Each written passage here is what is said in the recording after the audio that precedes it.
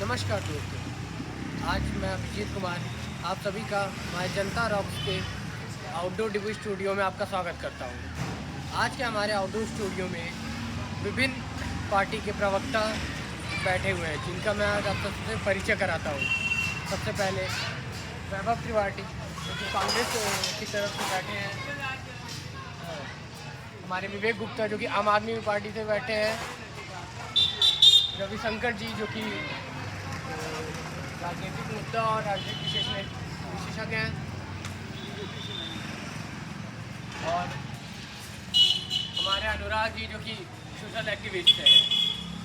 हमारे लाख मुद्दतों और कोशिशों के बाद भी बीजेपी के कोई प्रवक्ता नहीं है कि वो अपने बात को रख सके, सत्ता पार्टी की तरफ से कुछ बोल सके। इसलिए बीजेपी की सीट देख सकते हैं आप सब, बीजेपी की सीट खाली है। आइए आज की आउटडोर डिबेट और डिस्कशन का हम लोग शुरुआत करते हैं। आज का मेरा पहला सवाल हमारे आम आदमी पार्टी विवेक गुप्ता जी से रहेगा। विवेक गुप्ता जी, दरअसल जनता का कहना है कि अरविंद केजरीवाल की गिरफ्तारी अब अंतर्राष्ट्रीय मुद्दा बन चुकी है। देश भर में केजरीवाल के समर्थन में प्रदर्शन हो रहे हैं। जनता का सवाल यह है कि क्या अरविंद केजरीवाल की गिरफ्तारी मौजूदा सरकार की तानाशाही को दिखाती है? किसी प्रकार का संशय है कि तानाशाही मुझे लग रही है। देखिए, आम आदमी पार्टी के सर्वे सर्वा दिल्ली के मुख्यमंत्री माननीय अरविंद केजरीवाल जी एक राष्ट्रीय स्तर के नेता हैं।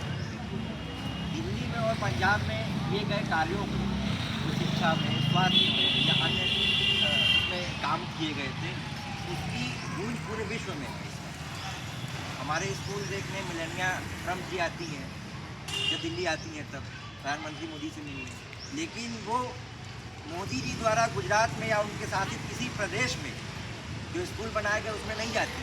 तो जाती कहाँ है? दिल्ली की। क्यों?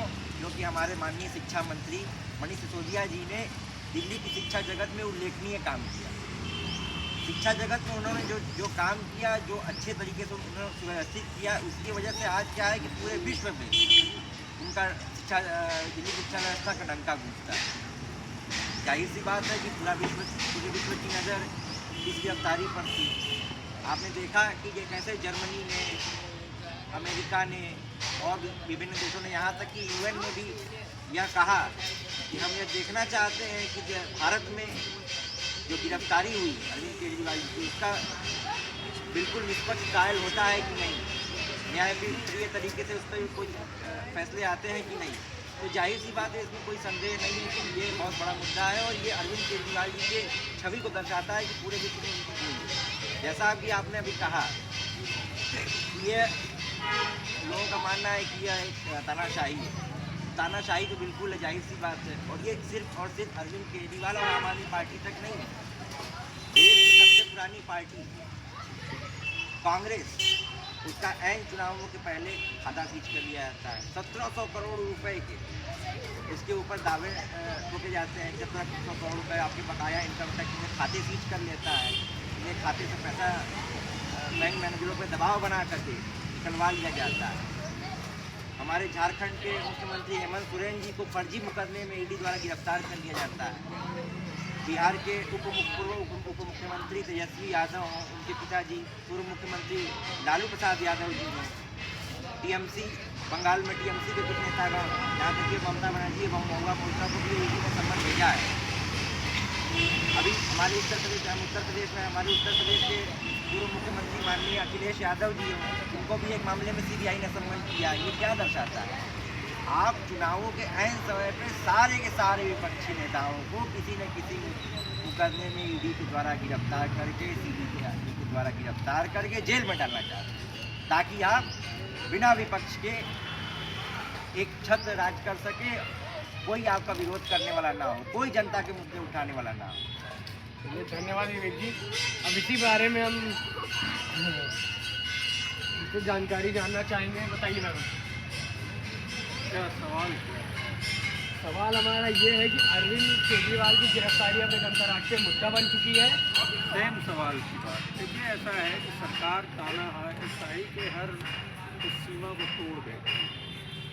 सरकार को अहंकार है, तो सरकार ये चाहती है कि हमारे खिलाफ कोई चुनाव ही न हो।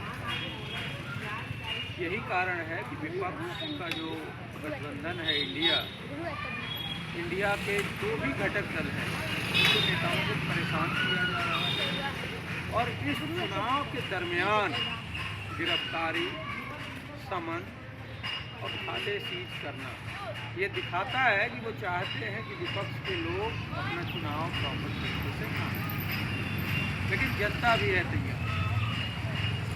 जनता ये कह रही है कि वोटों के बिखराव से मोदी की सरकार बनी 14 में भी और 19 में। हम अब वोटों का बिखराव नहीं होने देंगे, कम से कम होगा। इसी के लिए जनभावनाओं के अनुरूप इंडिया गठबंधन, जनता की आवाज़ थी कि आप एकजुट होके अगर एनडीए के एक के सामने एक उम्मीदवार उतारेंगे तो बिखराव कम होगा, और जब बिखराव कम होगा तो एनडीए हार जाएगा। और इसकी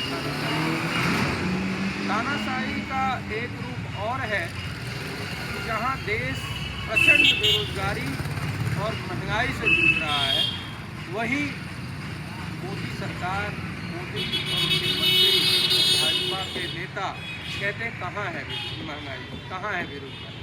एक ताज़ा मामला है कि बॉम्बे आईआईटी जो कि टॉप आईआईटी में शुमार है, बॉम्बे आईआईटी पिछले साल 32% स्टूडेंट्स को प्लेसमेंट नहीं दे पाया और इस बार वो बढ़ के 36% हो गया।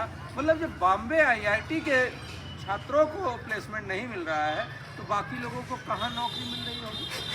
अब इस बात को एक अंतर्राष्ट्रीय संस्था है ILO, अंतर्राष्ट्रीय श्रमिक संगठन, उसकी रिपोर्ट है कि भारत में 83% युवा जो है वो बेरोजगार है।